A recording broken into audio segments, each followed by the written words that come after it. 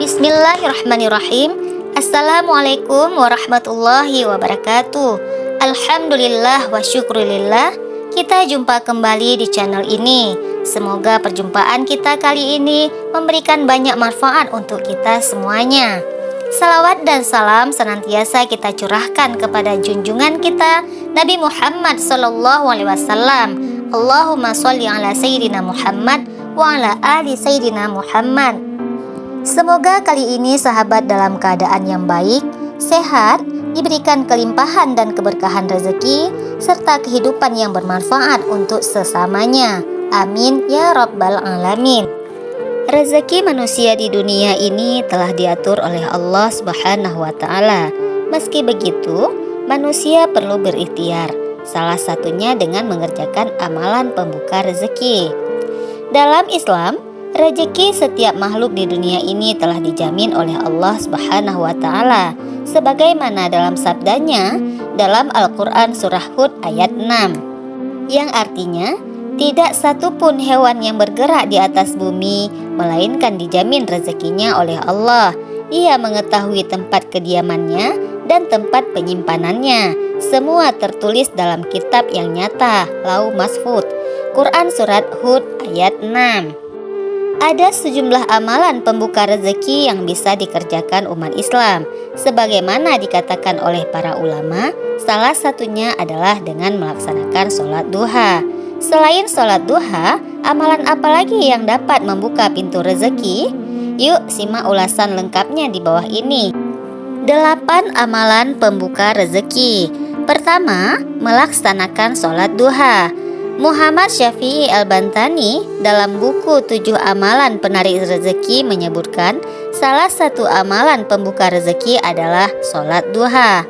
Dalam sebuah hadis qudsi, Allah Subhanahu wa Ta'ala berfirman, "Wahai anak Adam, jangan sekali-kali engkau malas mengerjakan 4 rakaat pada waktu permulaan siang, salat duha, niscaya akan aku cukupkan kebutuhanmu pada hari akhirat." Hadis riwayat Imam Al-Hakim dan At-Tabrani. Orang yang rajin melaksanakan sholat duha dalam menjalani kehidupannya akan bersikap apa adanya. Dia akan merasa puas dengan apa yang telah diterimanya. Akan tetapi, dia bukanlah orang yang pesimis, tak berbuat apa-apa. Sholat duha bisa dikerjakan setelah matahari terbit hingga menjelang sebelum waktu zuhur, kira-kira 15 menit sebelumnya. 2. Membaca surat Al-Waqiah. Selain sholat duha, amalan lain yang dapat menarik rezeki adalah dengan beristiqomah membaca surat Al-Waqiah. Apakah hanya sekedar dibaca? Tentu tidak.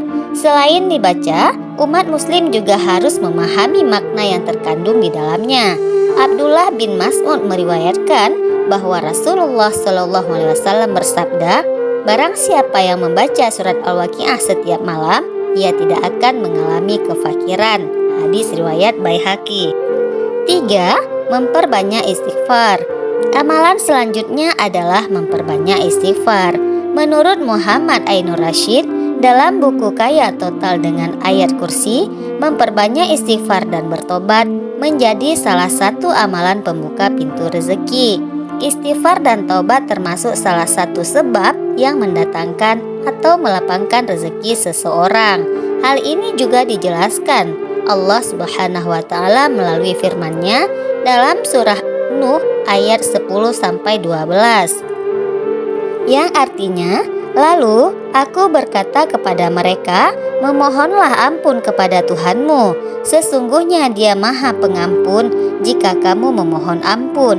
Niscaya Dia akan menurunkan hujan yang lebat dari langit kepada memperbanyak harta dan anak-anakmu, serta mengadakan kebun-kebun dan sungai untukmu." Quran surat Nuh ayat 10-12. Dijelaskan lebih lanjut, dengan membaca istighfar, aliran rezeki yang terhambat mengalir kembali. Selain bertujuan menghilangkan kesalahan yang telah diperbuat, istighfar juga berhubungan dengan rezeki dan urusan hidup lainnya. Rasulullah SAW bersabda, "Barang siapa yang memperbanyak istighfar, maka akan mendapatkan kelapangan setiap kesusahan, memberi jalan keluar setiap kesusahan, memberi jalan keluar setiap kesukaran, dan rezeki tanpa diduga-duga. Hadis riwayat Abu Daud dan Nasai. 4. Memperbanyak sedekah. Mengeluarkan sedekah tidaklah membuat seseorang miskin. Bahkan, sedekah menjadi salah satu amalan yang dapat membuka pintu rezeki. Mengutip buku The Ultimate Power of Salat Duha karya Zezen Zainal Alim, memperbanyak sedekah akan mengundang rahmat dan membuka pintu rezeki. Rasulullah SAW bersabda kepada Zubair bin Awam, "Hai Zubair, ketahuilah bahwa kunci rezeki hamba itu di atas arash, yang dikirim oleh Allah Azza wa Jalla kepada setiap hamba sekedar nafkahnya. Maka siapa yang memperbanyak sedekah kepada orang lain, niscaya Allah juga akan memperbanyak baginya. Dan siapa yang menyedikitkan, niscaya Allah Subhanahu wa Ta'ala menyedikitkan baginya." Hadis riwayat Daruqutni dari Anas radhiyallahu anhu. 5. Menjaga silaturahmi. Selain sedekah, dalam Islam umat Islam juga diajarkan untuk selalu menjaga hubungan silaturahmi antar sesamanya. Hal ini sebagaimana dijelaskan oleh Muhammad Mufid dalam buku Inilah Jalan yang Lurus, Jalan Hidup, Nikmat Dunia Akhirat, bahwa kesempurnaan iman seorang hamba ditentukan tidak hanya baiknya hubungan dengan Allah Subhanahu wa Ta'ala, melainkan dengan sesamanya juga. Dalam sebuah hadis dikatakan, silaturahmi juga menjadi sebab dibukakannya pintu rezeki.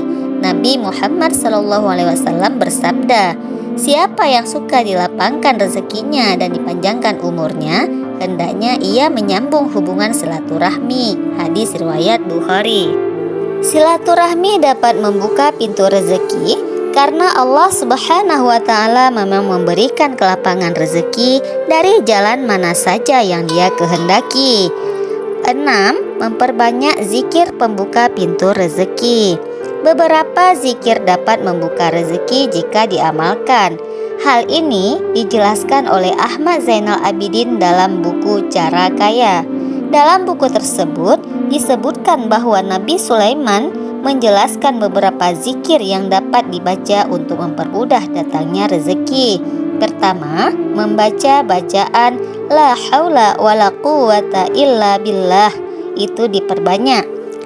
Dalam sebuah hadis dijelaskan bahwa Rasulullah SAW bersabda, "Barang siapa yang lambat datangnya rezeki, hendaklah banyak mengucapkan la haula wala quwata illa billah." Hadis riwayat Tabrani.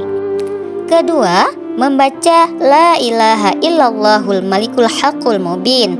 Dalam sebuah hadis disebutkan, barang siapa setiap hari membaca la ilaha illallahul malikul haqqul mubin, maka bacaan itu akan menjadi keamanan dari kefakiran dan menjadi penenteram dari rasa takut dan dari kubur. Ketiga, membaca surat Al-Ikhlas, sebagaimana sabda Rasulullah SAW, barang siapa membaca surat Al-Ikhlas ketika masuk rumah, maka berkah bacaan menghilangkan kefakiran dari penghuni rumah dan tetangganya. Hadis riwayat Tabrani. Keempat, membaca subhanallah wa bihamdihi subhanallahil azim. 7. Memperbanyak sholawat Nabi. Tak hanya memperbanyak zikir, memperbanyak sholawat kepada Nabi juga menjadi amalan yang dapat membuka pintu rezeki. Di samping menjadi pembuka pintu rezeki, banyak sekali fadilah dari bersolawat kepada Rasulullah SAW.